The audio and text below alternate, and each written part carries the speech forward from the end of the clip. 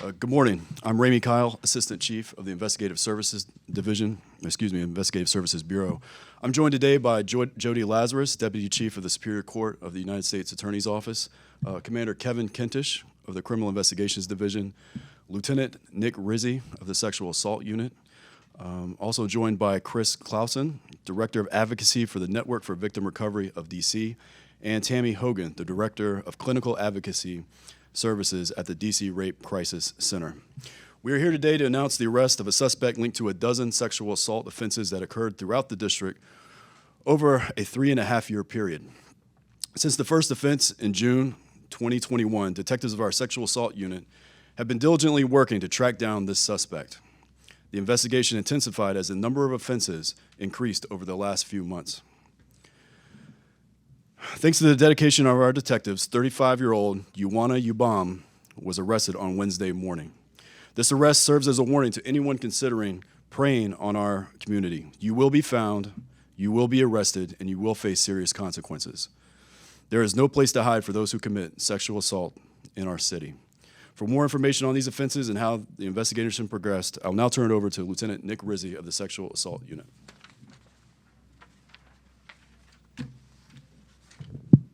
Thank you, Chief Kyle. I'm Lieutenant Nick Rizzi with MPD's Sexual Assault Unit. The arrest of Uwana Ubom was made possible thanks to several key pieces of evidence, including the recovery of DNA, video surveillance footage, and the brave accounts of 12 survivors. I'll now walk through the 12 cases and discuss how our investigation developed Ubom as a suspect. Our first case occurred on June 3rd of 2021 in the 4500 block of Georgia Avenue Northwest. The suspect forced his way into an apartment around 2:30 in the morning and made a forced sexual contact with the victim before fleeing the scene. The next case occurred just a week later on June 10th, 2021. The suspect approached a woman walking in the 400 block of Irving Street Northwest around 4 in the morning.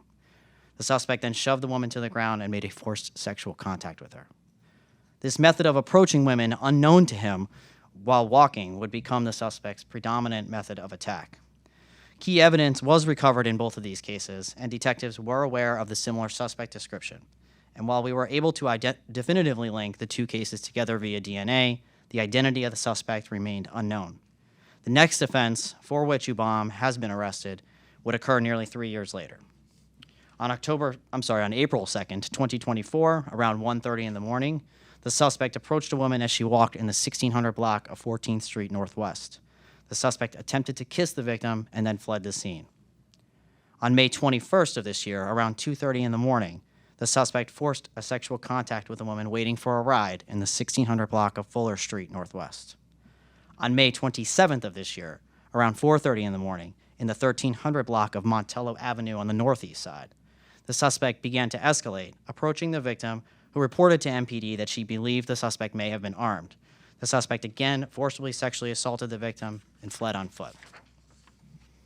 On June 24th, at around 6:30 in the morning in the 1400 block of Spring Road Northwest, the suspect approached a woman on the sidewalk and sexually assaulted her, this time at gunpoint. On July 29th at 2:10 in the morning, the suspect offered a ride to a woman along the 14th Street Northwest corridor. As they neared the woman's destination, the suspect produced a firearm and sexually assaulted the victim inside of the vehicle. In this case, the victim was able to provide a description of the vehicle that would prove integral to the eventual identification of the suspect. On August 11th of this year, around 2 in the morning, the suspect approached a woman in an apartment building elevator and sexually assaulted her. On October 13th, at around 4:15 in the morning, the suspect committed another offense inside of an apartment complex, this time in the 1600 block of Lanier Place Northwest. The suspect approached the victim in a lobby, produced a handgun, and sexually assaulted her before fleeing on foot. On October 28th, shortly after 3:30 in the morning, the same suspect approached a woman walking in the 1700 block of 17th Street Northwest. The suspect ordered the victim into an alley, but thankfully she was able to escape.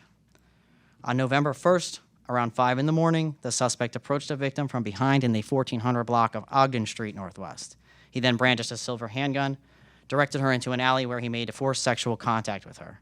The woman screamed for help, causing the suspect to flee. The final offense occurs 2 days later on November 3rd of this year at around 5 a.m. in the morning in the 4500 block of 15th Street Northwest. The suspect again forced a woman into an alley at gunpoint and performed a forcible sexual act. DNA evidence collected in some of the cases from earlier this year linked these offenses with the 2021 cases, but again, they did not reveal the identity of our suspect.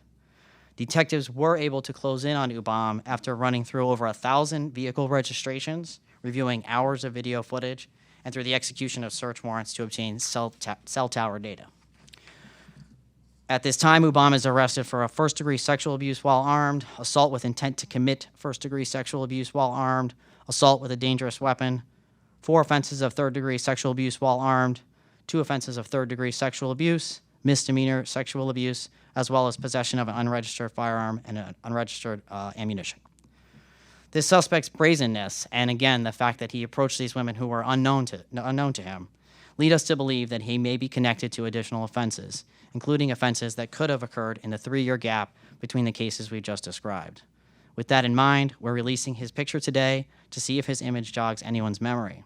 If anyone has any information about Uwana Ubom or any information about other cases, please call us at 202-727-9099 or text 50411. Thank you, and I'll turn it back over to Assistant Chief Ramey Kyle.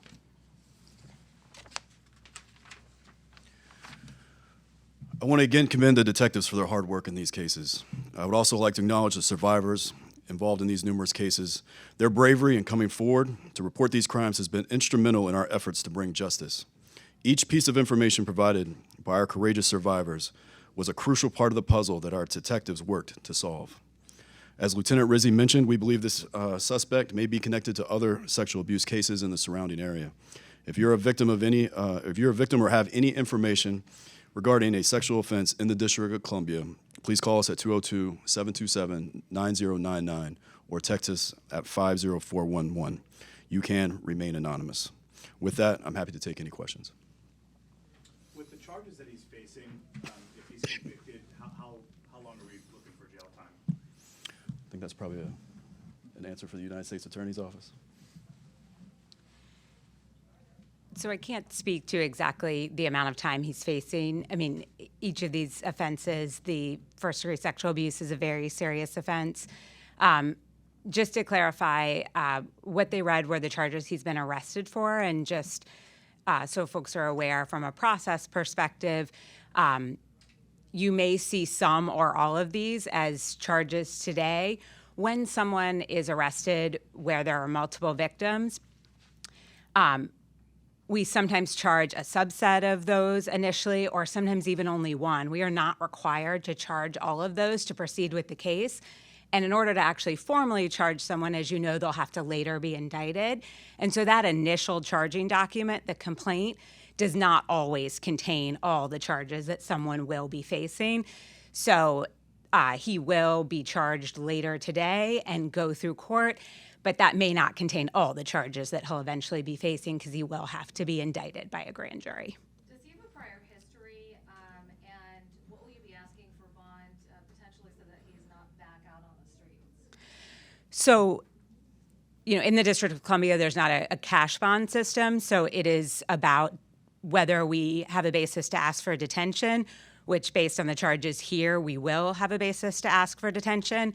And so that will be up to the court to determine whether he will be held in jail. And his prior history, does that factor in? Whether or not someone has a prior history does factor in to whether or not the court will detain them. I can't speak right now about a prior history, but it will come up in court. Where was he living at this time for the past 3 years? Was he still in the local area? He was a resident of the District of Columbia in Northwest. And was he at any point, I know you worked on a long time for this, was he a suspect at some point? So during our investigation, within I would say the last couple weeks, we did develop him as a suspect, but we still had to piece together, information. So each case had like a little puzzle piece that we used to kind of connect to the larger cases and bring all these to closure. So he was towards the last couple of weeks, yes. Can I ask if he was a person of interest for the past 3 years? No, he was not. Was there anything, I understand all the pieces that you put together to make this happen today. What was missing during that time? Was there anything missing that you wish had been there that would have maybe helped him come to justice faster?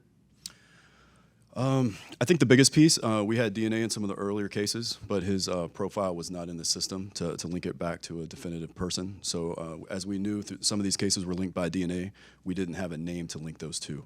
So if, you know, that would have helped us out a lot, tremendously. And again, you know, a lot of these cases, you know, it comes down to, is there a camera there? Is there, you know, do we get lucky with some piece of information? And with this, we had a lot of little small things, and our detectives did just amazing work of taking all of these and kind of weaving them together and developing our suspect and bringing this really good case to closure.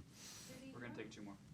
Did he have like a specific thing, or something that was in common with all 12 of these people? Was there people he were targeting, or like, is there something that linked them all, like, other than him? Like, is there something that he was targeting? Not in all of the cases, but in a lot of them, it seemed like he was operating along the 14th Street, 16th Street Northwest corridor. So a lot of the cases, if you look at the locations, they're kind of in that area. And again, not all of them, but a lot of the cases, the victims were either Hispanic or white females. Now, you found him. What is it that you hope for the victims who've had to recover and kind of deal with this? You know, that's a really good question. And I know this had to be awful, and I'm sure they're dealing with things right now. We just hope this brings a little bit of closure to them, to know that this person is now out of community. Hopefully he'll be held today, and hopefully he won't be able to harm anybody else in the future. You said he was a DC resident. Do you know how long he lived in the city? I don't know the exact number of years, no. Could you speak on his growing use of using weapons? Because it seemed like in his earlier incidents, he didn't use a weapon and kind of grew to using a gun. Yeah, that's correct. So often what we see in these cases, they start out small, and the suspect or the perpetrator, they accelerate in the crimes. They become worse and worse and worse as they continue. So as you see in some of the very beginning cases, and even some other cases that we think he may be connected with, they're very minor almost, but then you see this acceleration over time to where we're seeing you know, very, very serious sexual assaults with a firearm. Was he working? Was he just like, what did he do for a living? He was employed, but I don't know if we can release that information to you. Okay. No. And can I just also ask for DNA clarification? You said that you had little pieces. That means that like none of his prior histories, you know, put him in the system, right? That's why you could not link him. Is that right? That's correct. Sir, one more. I have Last one- question. So since he's in this kind of area, did law enforcement go out like a warning? Did they put like, was there anything known to the people or the women? Like, was it out there that there's this guy that's out here doing this? We did put some press releases out. We did internal be on the lookouts to our officers. We had people out there canvassing, looking for him. We had his description out there, especially towards the last couple weeks when we really kind of nailed this down, who we're looking for and what exactly they looked like.